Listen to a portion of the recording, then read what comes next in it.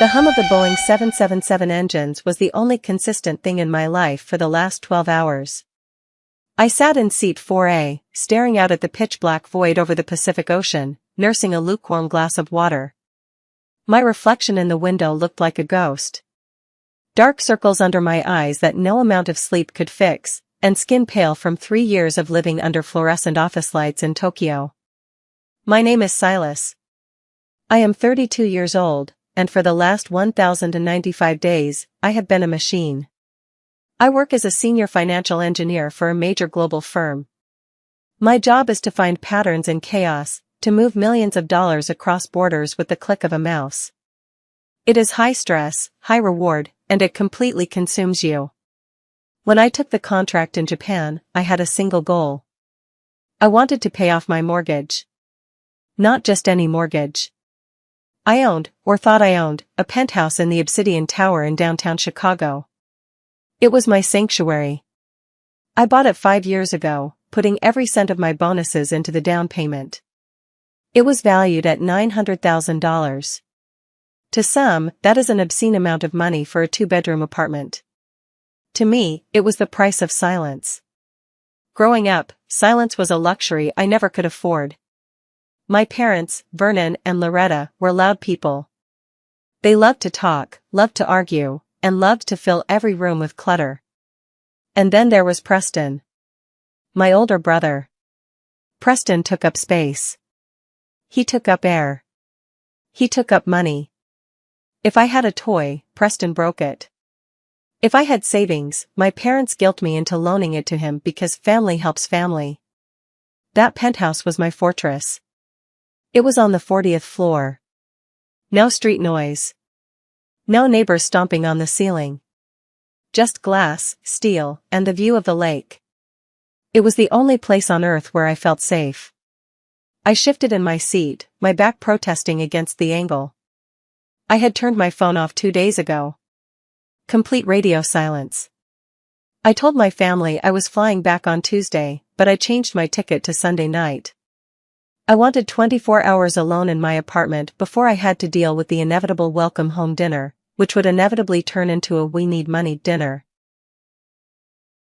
I closed my eyes, visualizing the apartment. I had left it pristine. Minimalist furniture. White marble counters. And my favorite spot, the reading nook by the floor-to-ceiling window overlooking the city skyline. I imagined unlocking the door, dropping my bags, and just standing there in the quiet. That thought was the only thing that got me through the 80-hour work weeks in Shinjuku. The pilot announced our descent into O'Hare. The cabin lights flickered on. I felt a surge of adrenaline that cut through the exhaustion. I was finally going home. I checked my customs declaration form one last time.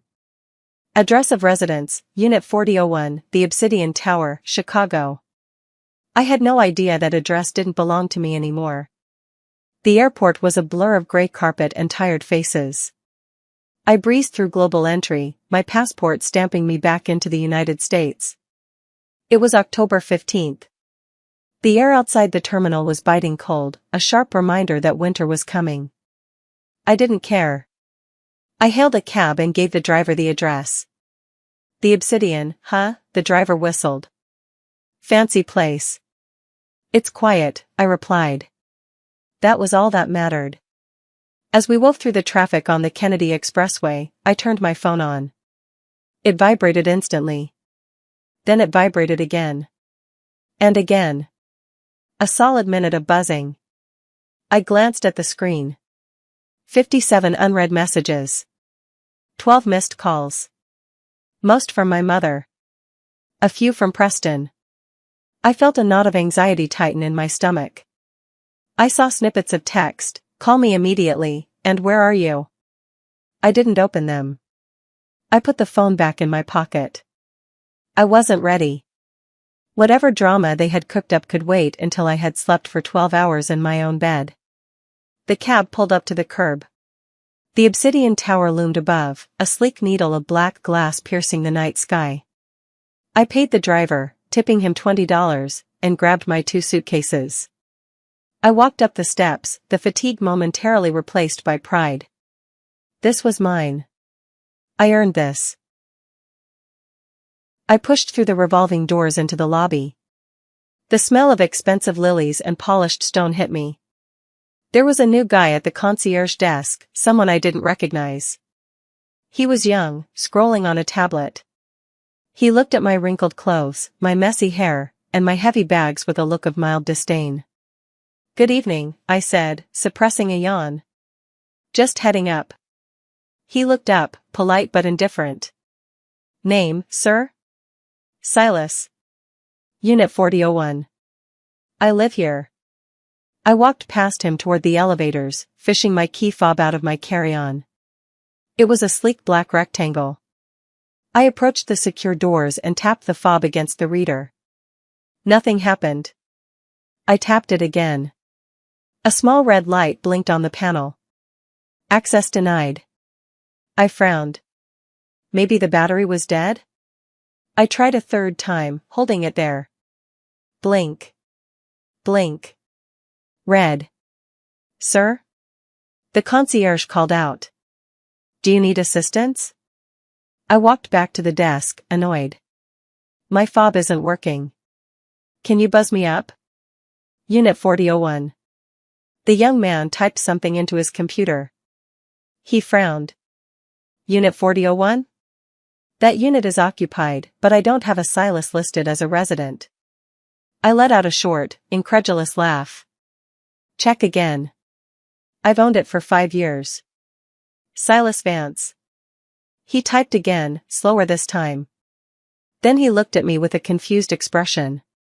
"Sir, our records show Unit 4001 changed ownership last week. The current resident is a Mr. Calloway. In fact, Mr. Calloway complained about noise in the lobby last night, so please keep your voice down."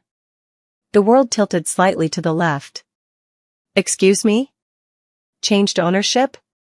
"Mr. Calloway," he repeated. "The sale closed on October 7th.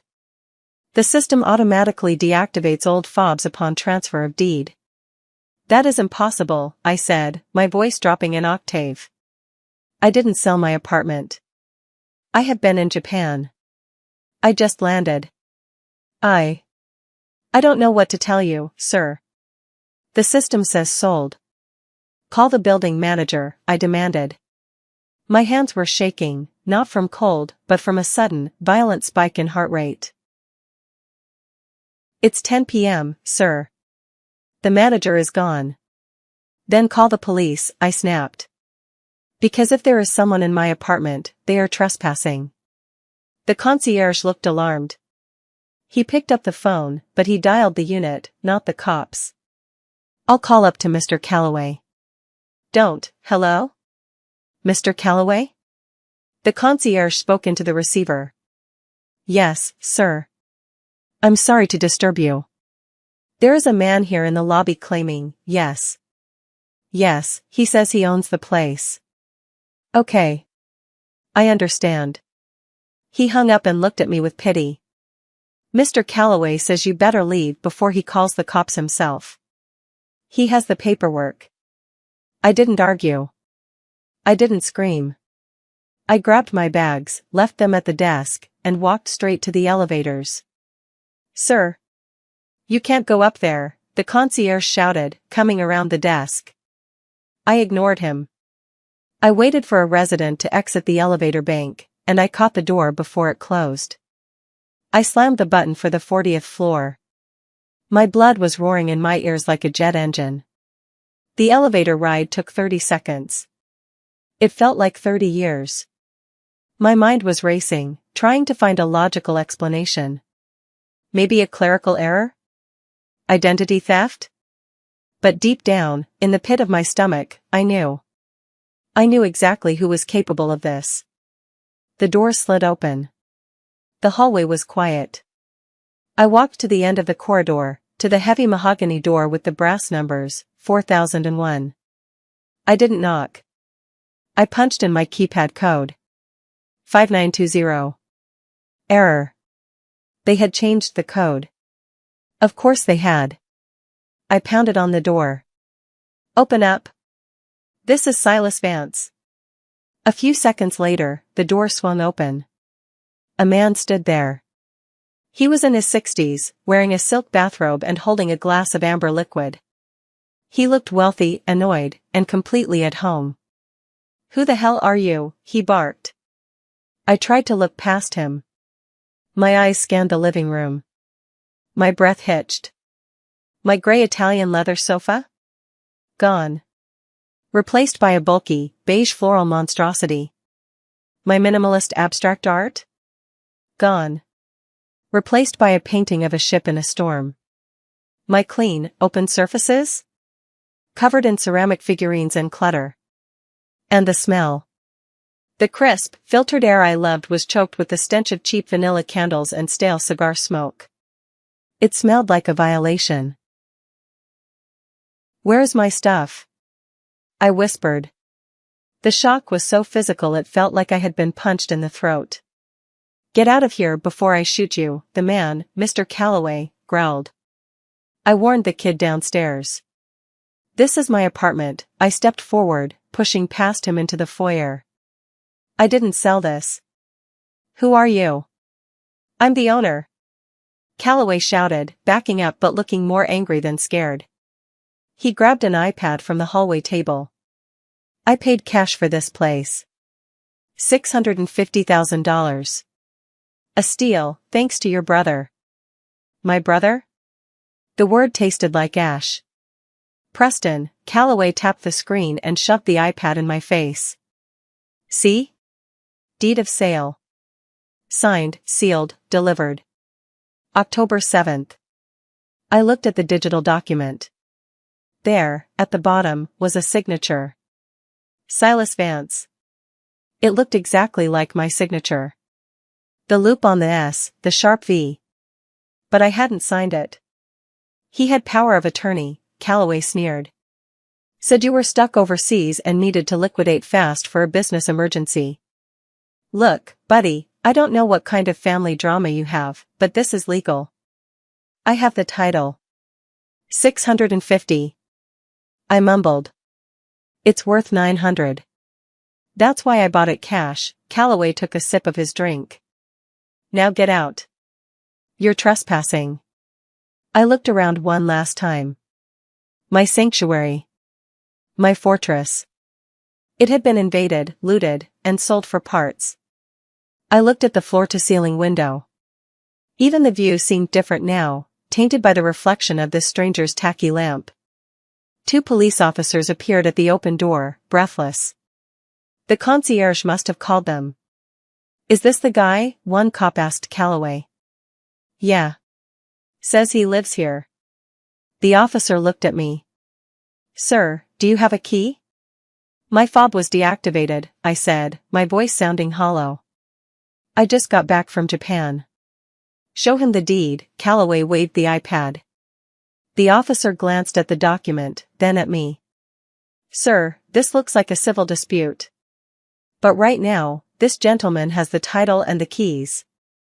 You need to leave." "Civil dispute," I repeated. "It's theft." "Take it up with the court on Monday," the officer said, hand resting near his belt. "Tonight, you walk, or you ride in the back of my car." I looked at Calloway. He was smirking. A victorious little smile. He thought he had won a great deal. "Enjoy the view, Mr. Calloway," I said quietly. "Don't get too comfortable." I turned and walked out, flanked by the police. I didn't look back. The elevator doors closed, sealing off the wreckage of my life.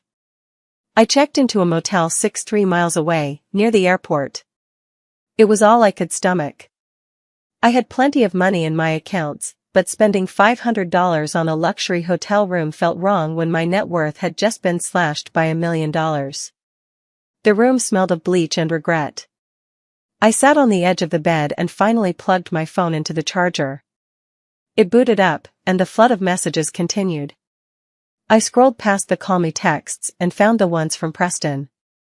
They were dated 3 days ago. "Hey bro, when you land, we need to sign some papers for the business. Nothing big." Then, yesterday, Don't go to the apartment straight away, come to Mom's first. We have a surprise. A surprise. The audacity was breathtaking. They were trying to intercept me before I found out. They probably thought they could sweet-talk me into accepting it after the fact. I dialed Preston. It was midnight. He picked up on the second ring. Background noise. Bass thumping. People laughing. Yo. Silas. He sounded drunk. Or high. Probably both. We thought you were coming Tuesday. I'm here now, I said. My voice was dangerously calm. I'm at a motel.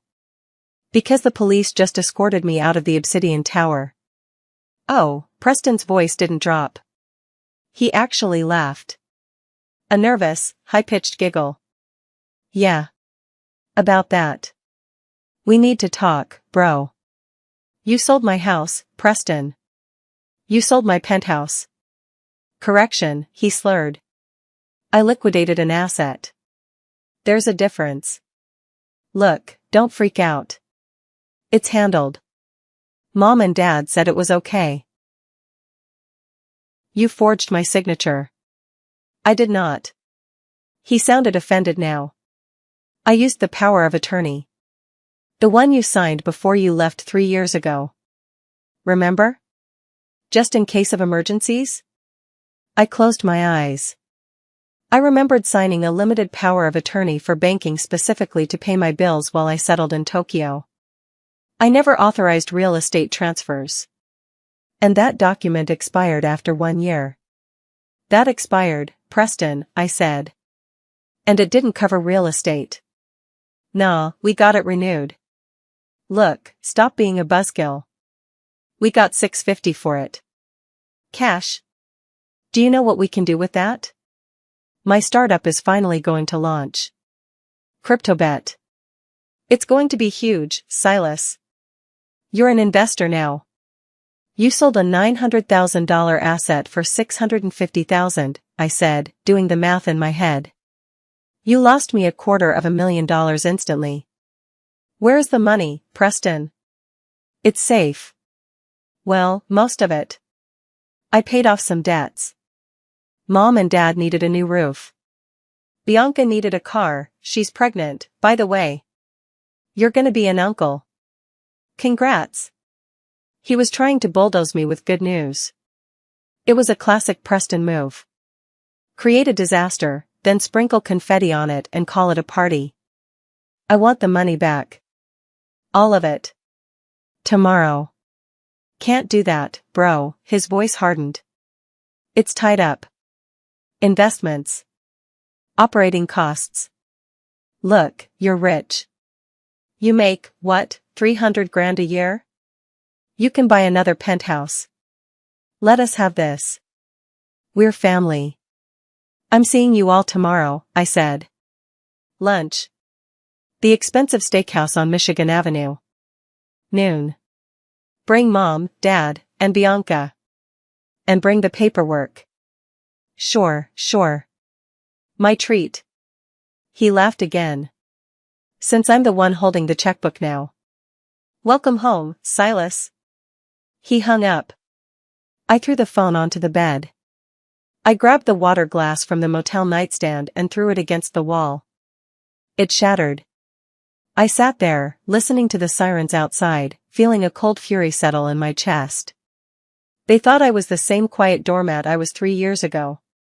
They were wrong. The steakhouse was bustling.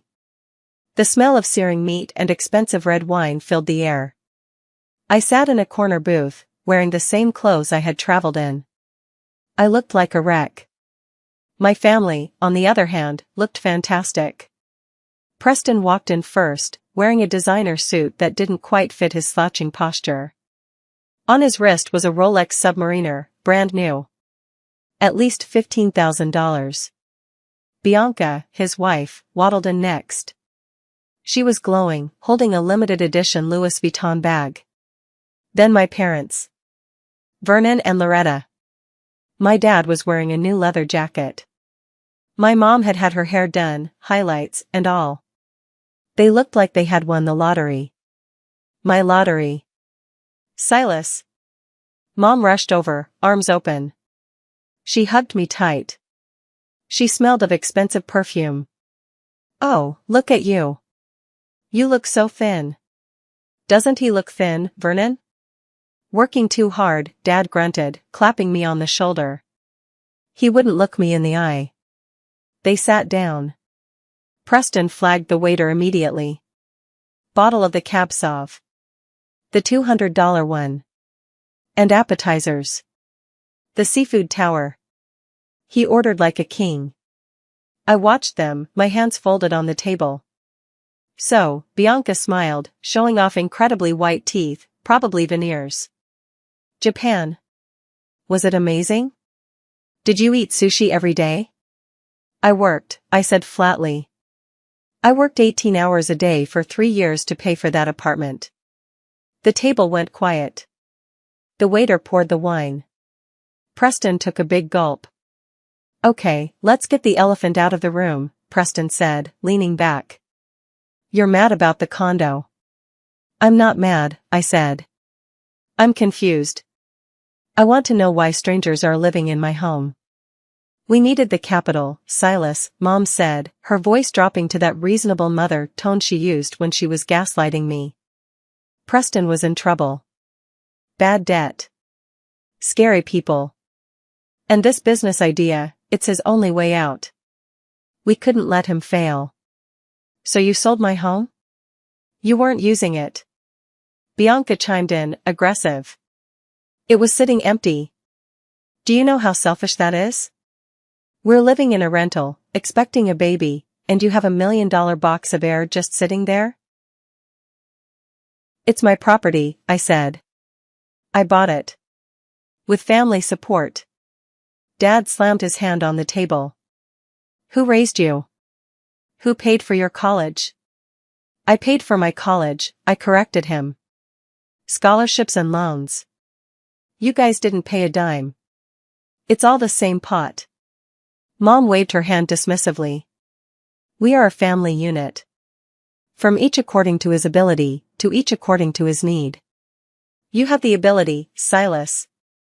You have a job. A career. Preston has needs. He has a family to feed, Mom added, delivering the line that cut the deepest. You're single.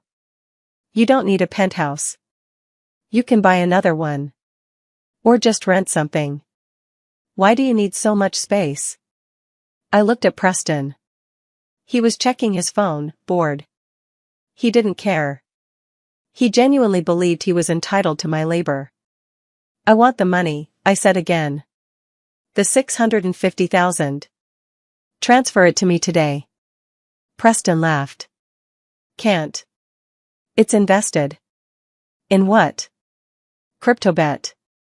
It's a platform. I don't care what it is. Liquidity. Now. It's locked up, bro, lockup period. 6 months. Maybe a year. But hey, the ROI is gonna be insane. You'll thank me. I looked at the Rolex on his wrist. Is the Rolex locked up? Is Bianca's bag locked up? Bianca pulled her bag closer. This was a gift. For the baby. You bought a $2,000 bag with my housing equity for a fetus? Don't you dare speak about my child like that. Bianca shrieked. People turned to look. You are being incredibly toxic, Mom shook her head, tears forming in her eyes instantly. Crocodile tears. We welcomed you home. We ordered you food. And all you care about is money. You've changed, Silas. Japan made you cold. Japan didn't make me cold, I stood up. You did. I pulled out my phone. I had been recording the entire time. Voice memo, family dinner. I'm leaving, I said. Sit down. Dad barked. We haven't ordered entrees. Enjoy the seafood tower, I said. I hope it tastes like theft. I walked out of the restaurant. My heart was pounding, but my mind was clear. They weren't family. They were parasites. And you don't negotiate with parasites. You exterminate them. I needed to clear my head, so I went to the only other place I felt competent, my office. The firm had a Chicago branch, and I had a remote access pass. I figured I would log in, check some market trends, maybe sleep on the couch in the break room. I swiped my badge at the turnstile. Access denied. Contact security. Again? First my home, now my work. A security guard I knew, Mike, walked over. He looked uncomfortable. Mr. Vance? I need you to come with me. HR wants to see you. He escorted me not to my desk, but to a sterile conference room on the 12th floor. Sitting there was the vice president of risk management and an HR representative. Silas, the VP said without standing up. We received some disturbing communications this morning. I just got back from Japan, I said. What is going on? The HR rep slid a printed email across the table. It was sent to the company's ethics hotline. The subject line, Money Laundering and Elder Abuse by Silas Vance. My stomach dropped. I read the text. To whom it may concern, Silas Vance has been using family accounts to launder money through illegal crypto gambling sites. He has also defrauded his elderly parents and pregnant sister-in-law, promising business loans and then stealing the capital. We have evidence. It was signed, a concerned family member. This is insane, I looked up, shaking. This is my sister-in-law. My brother stole my house, and now they are trying to cover it up by attacking me. We checked the public records, the VP said. There are large cash movements between your family's accounts and offshore entities. And there is a viral Facebook post from a Ms. Bianca Vance detailing your abandonment of your family. That is a lie. They forged my signature. Silas, you are a financial engineer. You handle millions of dollars of client assets. We operate on trust. Even the appearance of financial impropriety is a fireable offense. So you're firing me because my brother is a thief? We are placing you on unpaid administrative leave pending a full investigation, the VP said. We have frozen your company accounts and revoked your license access. If you are cleared, you can return. But until then, you are a liability. I walked out of the building carrying a cardboard box with my personal items. I stood on the sidewalk, looking up at the skyscraper. In 48 hours, Preston had taken my home. Bianca had taken my reputation. And now, they had taken my career. They knew exactly what they were doing. They were cutting off my resources so I couldn't afford a lawyer to fight them. It was a siege. I had nothing to do. No job. No home. So, I drove. I drove out to the suburbs, to the house I grew up in. My parents' house. I parked down the street, hidden behind a large oak tree. The house used to look tired. Peeling paint, overgrown lawn. Now? It looked like a magazine cover. A brand new roof. Freshly painted siding in a trendy slate gray. In the driveway, next to Dad's old sedan, sat a gleaming white Porsche Cayenne. Bianca's car. I watched as a contractor truck pulled up. Men got out and started carrying supplies into the backyard. I could see the outline of an excavation. They were putting in a pool. A pool. In Chicago. My blood boiled. That was my overtime. That was my missed holidays. That was my lonely nights in Tokyo. They weren't just spending it. They were flaunting it. A knock on my car window made me jump. It was Mrs. Higgins, the neighbor. She was walking her dog. I rolled down the window. Silas? Is that you?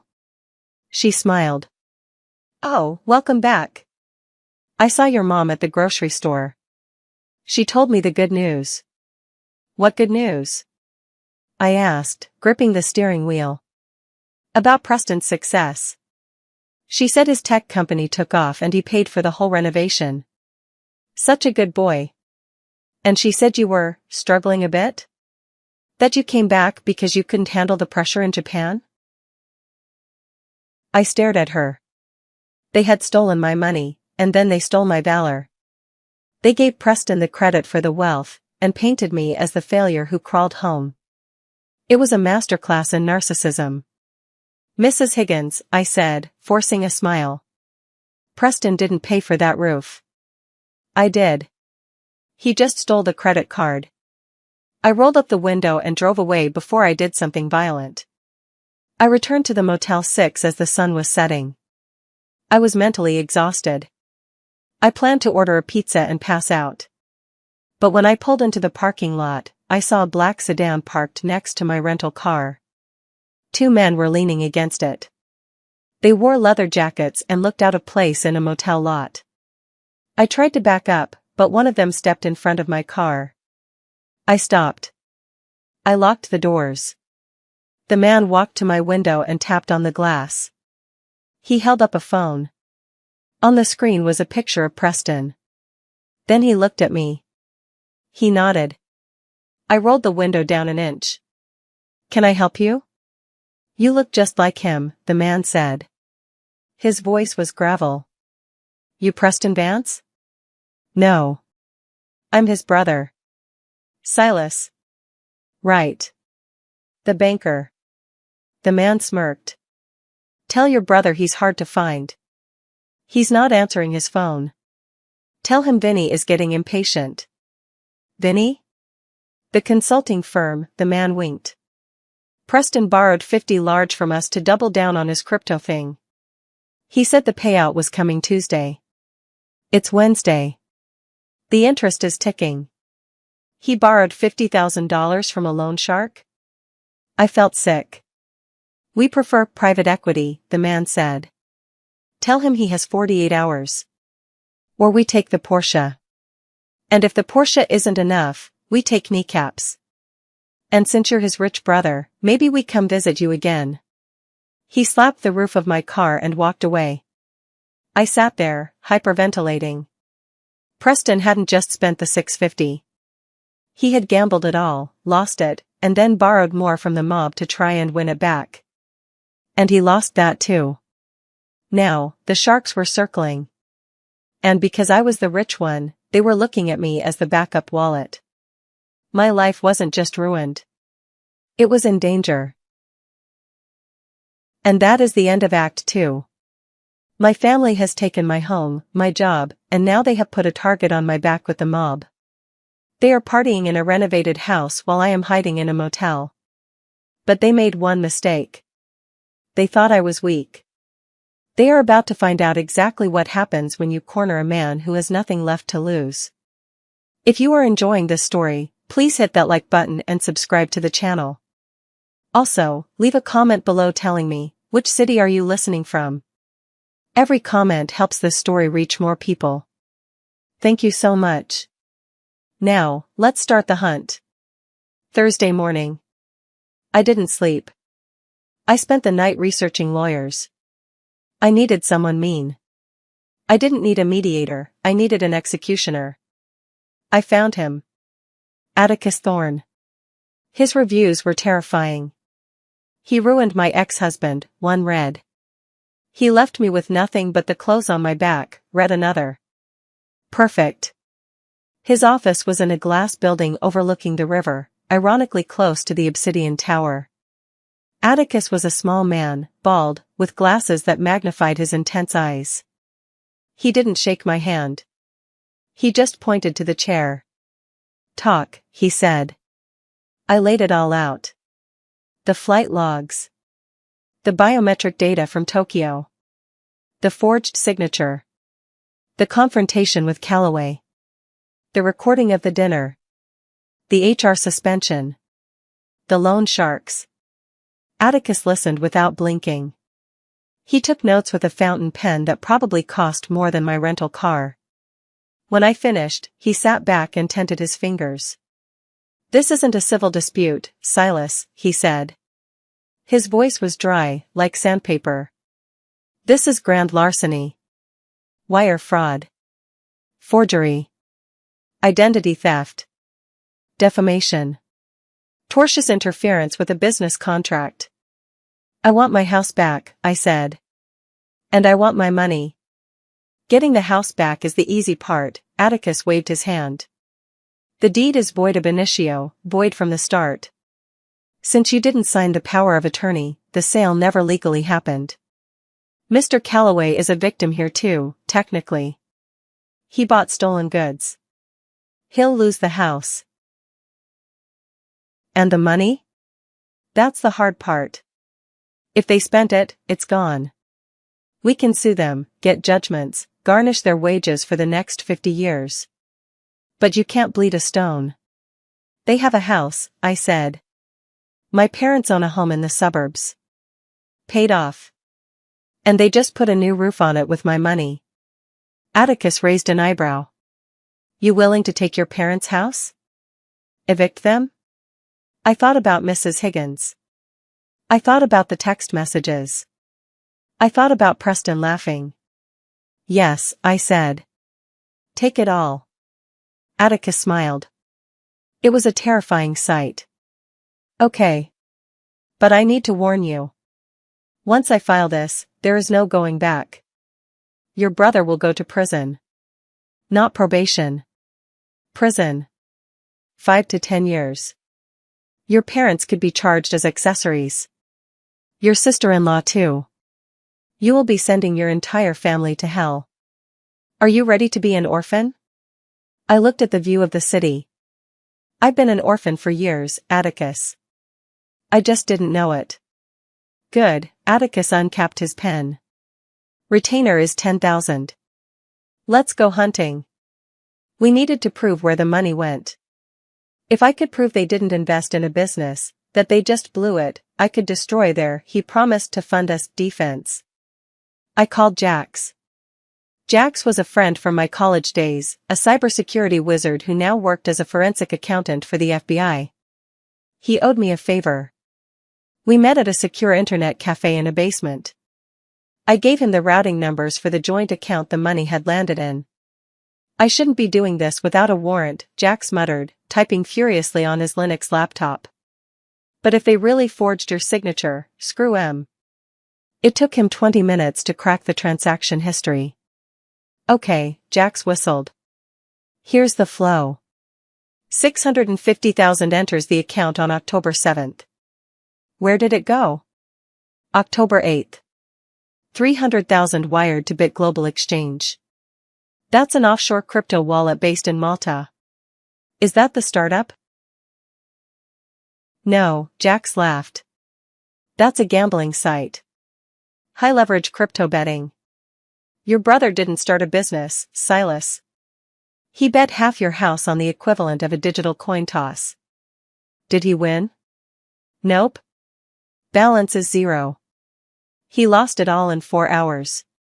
My stomach turned. 300 grand. Gone in 4 hours. What else? October 9th. 110,000 to Autohaus Chicago. Purchase of a Porsche Cayenne. Bianca's car for the baby, I said, disgusted. October 10th. 50,000 to Miller Renovations. That's the roof and pool. And the 50,000 for Vinny? Jax typed some more. Here it is. 50,000 wire transfer to Vince Consulting LLC. That's a shell company. Known associate of the Chicago Organized Crime Syndicate. That's your loan shark payment. Print it, I said. Print everything. Jax handed me the stack of papers. This was it. This was the smoking gun. They weren't entrepreneurs. They were degenerates. They gambled my life's work and bought luxury cars while I was eating convenience store bento boxes in Tokyo. Thanks, Jax, I said. Silas, Jax grabbed my arm. This proof, this sends them away for a long time. This is federal wire fraud. And money laundering. You sure? I'm sure. The final piece of the puzzle was the notary. The woman who stamped the fake power of attorney. Her name was Brenda Miller. She ran a small shipping and printing shop in a strip mall. Atticus said we needed her to flip. If she claimed she verified my ID, it would be my word against hers. But if she admitted she took a bribe. I waited in my rental car outside her shop for 3 hours. It was pouring rain. Finally, at 6 p.m., she locked up and walked to her car. I got out and intercepted her. "Brenda Miller?" She jumped, dropping her keys. "Who are you?" "I'm Silas Vance." Her face went pale. She knew the name. I don't know what you want." "I'm closed." "You notarized a document on October 14, 2022, I said, holding up a copy of the forgery. "You said I was in your office." "I was in Japan." "I don't remember," she stammered, trying to unlock her car door. "I see a lot of people." "I know Preston paid you," I said. "And I know Bianca dropped off the cash." "Leave me alone." I stepped closer. "Brenda, listen to me. Preston owes money to people named Vinny." "Do you know who Vinny is?" She stopped moving. "He's the mob," I said. "Preston is involved with loan sharks. The FBI is looking into his finances. They are looking into everyone he paid. That includes you." I didn't know about the mob," she whispered. "If you stick to your story, you go down for notary fraud and maybe conspiracy with organized crime," I said. "But my lawyer, Atticus Thorne, can cut you a deal. You sign an affidavit saying Bianca bribed you, and we keep you out of the federal indictment." She looked at me, rain dripping down her glasses. She was terrified. $5,000, she said quietly. "They gave me $5,000. My husband needed surgery." "I'm sorry." "Don't tell me," I said. "Tell my lawyer. Tomorrow morning at 9. She nodded. I had her. The lock was picked. That night, the storm broke. I was back in the motel, reviewing the files. At 3 a.m., there was a frantic pounding on my door. "Silas! Silas, open up. It's me." It was Preston. I looked through the peephole. He was soaked, his hair plastered to his skull. He looked like a wild animal. I opened the door but kept the chain on. "What do you want?" "You have to help me," he begged, his eyes wide and bloodshot. "The accounts are frozen. I tried to buy gas and my card didn't work. Mom's card didn't work." Atticus moved fast. He must have filed the ex parte motion that afternoon. "Yeah," I said. "It's called an asset freeze. The court granted it. You have to unfreeze it." Preston screamed, grabbing the door frame. "I need $50,000 by tomorrow morning." Vinny said he's going to break my legs, Silas. He knows where I live." "You should have thought about that before you gambled my house away," I said coldly. "I'm your brother," he sobbed. "Please. Just 50 grand. I'll pay you back. I swear. The crypto is gonna hit." He was delusional. Even facing death, he still thought the gamble would pay off. I looked at him. This was the boy I shared a bunk bed with. This was the boy who taught me how to ride a bike. For a second, I felt a tug of pity. I could write a check. I could save his legs. Then I remembered the smirk. I remembered the text messages. I remembered him laughing while I was homeless in the lobby. I remembered him stealing my credit for the roof. "I can't help you, Preston," I said. "The money is gone. You spent it." "You're killing me," he shrieked. "You are literally killing me." "No," I said, closing the door. "You killed yourself. I'm just burying the body." I shut the door and locked the deadbolt. I heard him crying and pounding for another 10 minutes. Then, tires screeched, and he was gone. Friday morning was chaos. The temporary restraining order, TRO, was in full effect. Atticus had nuked their financial lives from orbit. I wasn't there to see it, but I heard about it from the court transcripts later. Bianca was at yoga. When she walked out to the parking lot, a tow truck was hooking up the white Porsche. "What are you doing?" she screamed, dropping her yoga mat. "Repossession order," the driver said, handing her a slip. "Assets seized as evidence in the matter of Vance versus Vance."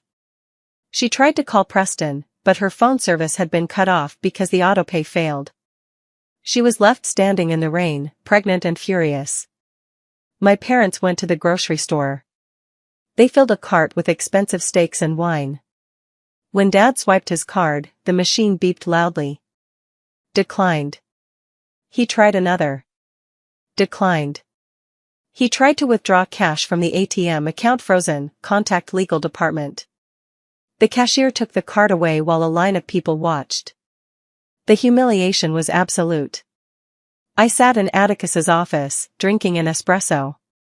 It was the first time I felt relaxed in a week. "The freeze is total," Atticus said, putting down the phone. "Every dime they have, every account linked to your name or the stolen funds, is locked. They can't buy a gallon of milk without asking the judge for permission." "Good," I said.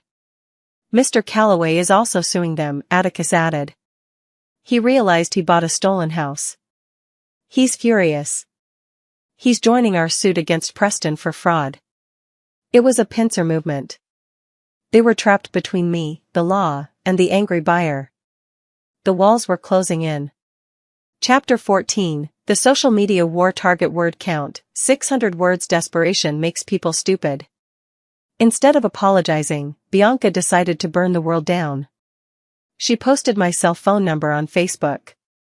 "This is the number of the man who is starving his pregnant sister-in-law. Let him know what you think of child abusers." My phone exploded. Death threats. Pictures of dead animals. People telling me to kill myself. Then, a brick crashed through the window of my motel room. Wrapped around it was a note, "Leave town, rich boy." I called Atticus, shaking with rage.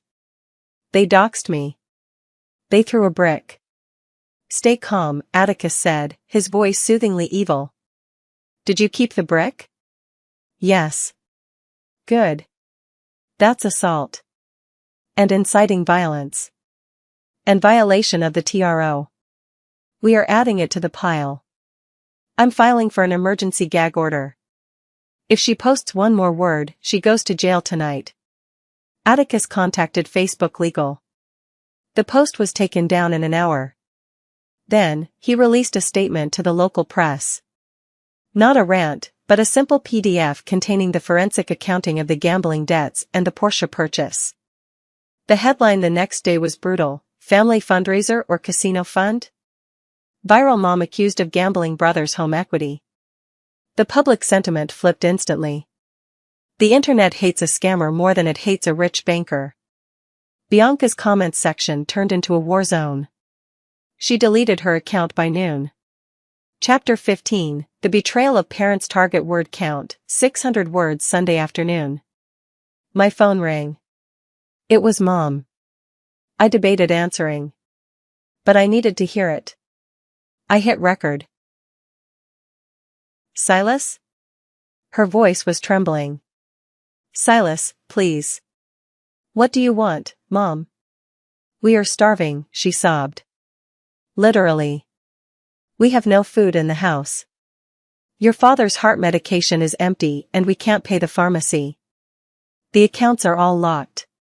"You have a pantry full of food," I said. "And you have the $5,000 you took for the renovation. Use cash." "We gave it to Preston," she wailed. "To pay the bad men. But it wasn't enough. Silas, they are going to take our house. Atticus sent us a letter saying he's seizing the deed." "He is. We are your parents. We raised you. How can you do this? You stole from me, Mom. You chose Preston. You always choose Preston. We can fix this." She lowered her voice. "Listen. If you drop the suit against us, we will testify against Preston. I froze. What? We will tell the judge it was all his idea, she said hurriedly. That he forced us. That he threatened us. We can be your witnesses. Just let us keep the house. I felt a cold hollowness in my chest. They were offering up their favorite son as a sacrifice to save their own skins. They had no loyalty to anyone. Not to me. Not even to Preston. They were just survivors. Does Preston know you're calling me? I asked. No. Don't tell him. Just make the deal, Silas. I have you on recording, Mom, I said. Offering to perjure yourselves. No. Silas. No deals, I said. You're going down with the ship you built. I hung up. I sent the recording to Atticus. 2 weeks later. The deposition. We were all in a conference room. Me, Atticus, Preston, Bianca, my parents, and their court-appointed public defender. Preston looked terrible. He had a black eye. Vinny must have paid him a visit. He was twitchy, sweating through his shirt. Bianca refused to look at me. My parents stared at the table. Atticus started the questioning. Mr. Vance, he asked Preston. Did you forge the signature? I plead the fifth, Preston muttered. Mrs. Vance, Atticus turned to Mom. Did you know about the forgery? I plead the fifth, she whispered. It was boring. They were stonewalling. Then Atticus smiled. I would like to enter Exhibit C into the record. A phone call dated October 23 between Silas Vance and Loretta Vance. He pressed play on his laptop. My mother's voice filled the room, loud and clear. It was all his idea. He forced us. Just let us keep the house. The room went deadly silent. Preston slowly turned his head to look at his mother. His eyes were wide with betrayal. You rat, he hissed. I didn't mean it. Mom cried, reaching for him. I was just trying to help. You tried to sell me out? Preston screamed. He lunged across the table at his own mother. The bailiff tackled him. The table flipped. Papers flew everywhere. Dad was shouting. Bianca was screaming. I sat there, sipping my water, watching them tear each other apart. Deposition concluded, Atticus said calmly to the court reporter. The district attorney smelled blood. With the recording and the fight, the family defense was shattered. They offered a plea deal. The DA called Atticus. They want to deal, Atticus told me. Preston pleads guilty to fraud. 2 years in prison. Parents get probation. They agree to restitution. No, I said. Preston gets 5 years. Or we go to trial. Silas, 2 years is a lot. He laundered money for the mob, I said. Jax found more. He wasn't just gambling. He was washing cash for Vinny through the crypto site. That's why he owed them. He skimmed off the top. I handed Atticus the new report from Jax. Atticus whistled. Okay. This changes things. This is money laundering. We sent the new evidence to the DA. The plea deal was pulled off the table. The charges were upgraded. State charges became federal charges. Preston wasn't looking at 2 years anymore. He was looking at 10. When Preston heard the news, he tried to call me again. I didn't answer. I just watched the voicemail transcribe, please please please please. It was too late. The machine was in motion. The trial began in January. The courtroom was packed. The local news was there. The Penthouse family feud had become a local sensation. Mr. Calloway took the stand first. He was a great witness for me, simply because he was so unlikable. He screamed at Preston's lawyer. I paid cash. I want my money. That boy is a thief. The jury looked at Preston with disdain. Then came Brenda, the notary. She cried on the stand. She pointed at Bianca. She gave me the envelope. It had $50 bills. She said it was a tip for rushing the paperwork. Bianca shook her head, sobbing silently, playing the pregnant victim. But the jury wasn't buying it. The bank records showed the withdrawal from Bianca's account matching the deposit into Brenda's. The math didn't lie. Then it was my turn. I took the stand. I kept my voice flat. Professional. Atticus projected my passport on the screen. October 14th. Entry stamp, Narita Airport, Tokyo. Then the power of attorney. Date signed, October 14th. Location, Chicago. Mr. Vance, Atticus asked. Can you be in 2 places at once? I cannot. Did you sign this? I did not. Then Atticus played the startup card. He put the graph of the crypto gambling on the screen. This is not a business plan, Atticus said to the jury. This is a downward spiral. I looked at Preston. He wasn't looking at me. He was staring at the table, drawing circles with his finger. He looked small. The arrogance was gone. The Rolex was gone. He was just a man in a cheap suit facing the end of his life. Chapter 20. The verdict and sentencing. Target word count, 600 words. The jury deliberated for 4 hours. They came back with a verdict. Preston Vance, guilty. Wire fraud. Aggravated identity theft. Money laundering. Bianca Vance, guilty. Conspiracy to commit fraud. Vernon and Loretta Vance, guilty. Conspiracy. The sentencing hearing was a week later. Judge Reynolds didn't hold back. Mr. Preston Vance, you preyed on your brother's trust. You involved your elderly parents and your pregnant wife in a criminal enterprise to fund a gambling addiction. You are a danger to your family's financial safety. Sentence, Preston, 6 years in federal prison. Bianca, 5 years probation and 500 hours of community service, spared prison only because of the newborn baby. Parents, 3 years probation. And full financial restitution. To pay the restitution, the court ordered the seizure of assets. The white Porsche? Sold at auction. My parents' house? Seized. They had 30 days to vacate. The new roof they bought with my money now belonged to the bank. As the bailiffs handcuffed Preston, he finally looked at me. You happy? He shouted, spit flying. You destroyed us. You're dead to me, Silas. I was dead to you the moment you signed my name, I replied calmly. I'm just the ghost haunting you now. I got the keys back the next day. I walked into Unit 4001. Calloway had taken his stuff. The apartment was empty. But the smell was still there. Stale smoke. Bad memories.